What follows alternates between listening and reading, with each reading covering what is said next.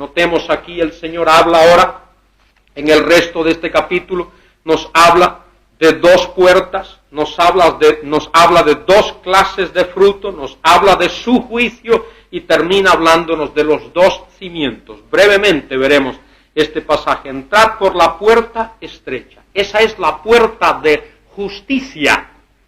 Esa es la puerta que ilustra la justicia de ese reino. No es fácil practicar la ética que el Señor demanda. Es mucho más fácil seguir la corriente del mundo. Es mucho más fácil seguir el camino de Satanás. Es mucho más fácil desobedecer la palabra de Dios. Pero los resultados, por supuesto, serán funestos si hacemos eso. Entrad por la puerta estrecha, porque ancha es la puerta y espacioso el camino que lleva a la perdición. La otra puerta, la puerta de la injusticia, la puerta de la indiferencia, la puerta que no es la puerta del reino del Señor, lleva a la perdición. Y son muchos los que entran por ella, porque es estrecha la puerta y angosto el camino que lleva a la vida, notemos, y son pocos los que lo hallan. ¿Qué nos acaba de decir el Señor en el versículo 7? Pedid y se os dará. Buscad y hallaréis. El que busca esa puerta estrecha, la puerta para entrar a ese reino, la va a hallar. Buscad y hallaréis. ¿Por qué es que estos judíos, fariseos, escribas, saduceos, etcétera, por qué es que no habían encontrado esa puerta? Sencillamente no la estaban buscando. ¿Y por qué no la estaban buscando? Porque no estaban interesados en buscarla. ¿Y por qué no estaban interesados en buscarla? Porque sus corazones estaban endurecidos. Y porque sus corazones estaban endurecidos y se habían apartado de la palabra de Dios, juicio vendría sobre ellos, como veremos que el Señor lo pronuncia aquí en un momento.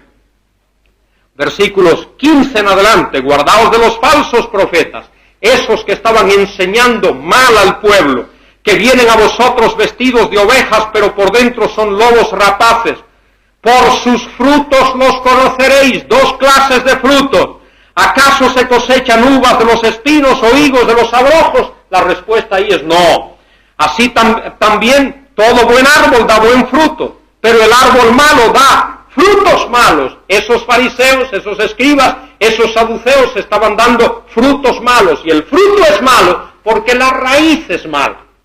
Nunca el fruto es mejor que la raíz. Es la raíz la que determina el fruto. Y es por eso que lo que el Señor demanda para que una persona pueda entrar en ese reino es el nuevo nacimiento, una nueva vida, una raíz que puede producir fruto que glorifica a Dios. Así también, todo buen árbol da buenos frutos, pero el árbol malo da frutos malos. No puede el árbol bueno dar malos frutos, ni el árbol malo dar frutos buenos. Todo árbol que no da fruto es cortado y echado al fuego, así que por sus frutos los conoceréis. Importante es eso. Por sus frutos los conoceréis. Ese fruto es una expresión de lo que es la raíz. Cuando hacemos obras para glorificar a Dios, esas obras tienen que ver con la fe del creyente. Por eso es que fe y obras están unidos. Es una unidad, como el cuerpo y el espíritu forman una unidad. Notemos lo que dice el Señor, versículos 21 al 23. Estos versículos, esos tres versículos son muy importantes. No todo el que me dice, Señor, Señor, notemos el verbo en futuro, entrará en el reino de los cielos. ¿Por qué futuro? Porque ese reino no había sido establecido todavía. Sería establecido en el futuro, en el reino de los cielos, sino aquel que hace la voluntad de mi Padre que está en los cielos. En otras palabras, lo que el Señor está diciendo ahí, lo que vale no es decir, lo que vale es hacer. No todo aquel que me dice, Señor, Señor, entrará en el reino de los cielos, pero aquel que hace la voluntad de mi Padre, porque el que hace la voluntad de mi Padre ya me ha dicho, Señor, Señor. El hecho de que ha realizado, ha ejecutado la voluntad de mi Padre, ya significa que me ha reconocido como Señor. Padre nuestro, que estás en los cielos, santificado sea tu nombre, sea hecha tu voluntad en la tierra, así como está siendo hecha en el cielo. De modo que el que hace la voluntad del Padre reconoce que ese Padre es soberano. Algo más, dice en el versículo 22, muchos me dirán en aquel día. Y ese aquel día tiene que ver con el día de esa tribulación. Solo menciono los pasajes, Isaías 2, 11 al 17, Isaías 4, 2, Isaías 10, 20, Jeremías 49, 22, Zacarías 14, versículos 6, 20 y 21. Esa expresión, aquel día, se refiere a ese tiempo de juicio que vendrá y afectará a la nación de Israel y a todas las naciones del mundo. Muchos me dirán en aquel día, Señor, Señor, ¿no profetizamos en tu nombre? Y en tu nombre echamos fuera demonios, y en tu nombre hicimos muchos milagros. La gente hoy está entusiasmada porque oye por ahí que gente hace milagros y que hacen esto, y ya la gente cree, todo aquel que haga un milagro ya tiene que ser de Dios. Y si habló en una lengua extraña, ya tiene que ser de Dios. Y si un enfermo fue sanado, ya tiene que ser de Dios. Y si se hizo una gran obra, ya tiene que ser de Dios. Notemos esto. Le dirán al Señor, Señor, Señor, ¿no profetizamos en tu nombre? Y la respuesta es, sí, es verdad, profetizasteis. ¿Y no echamos fuera demonios? Sí. Y en tu nombre hicimos muchos milagros. Entonces les diré claramente, nunca os conocí. Aunque hicisteis estas cosas, pretendíais hacerla en mi nombre, pero no fue en mi nombre. Usasteis mi nombre. Usasteis mi nombre como una cortina, como una mampara, como un tabique para protegeros, pero no lo hicisteis en mi nombre. Entonces les diré claramente, nunca os conocí, apartaos de mí. Notemos ahí dice, hacedores de iniquidad. La palabra iniquidad ahí es, en el original es la palabra anomia, que significa a, no o sin, nomos ley, sin ley. Estos eran gente, estas son personas fuera de la ley. Fuera de la ley.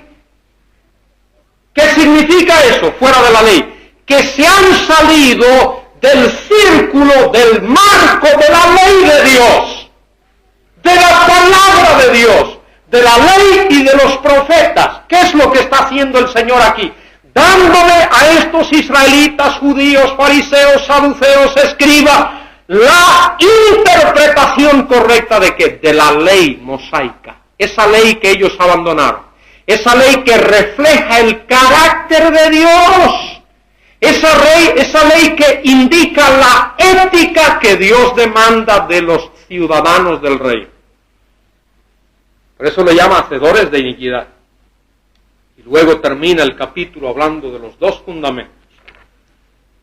Todo aquel, pues, que me oye estas palabras que ha dicho en los capítulos 5, 6 y 7 de este Evangelio, y las pone por obras, porque eso es lo que el Señor quiere. No todo aquel que me dice Señor, Señor, sino el que hace.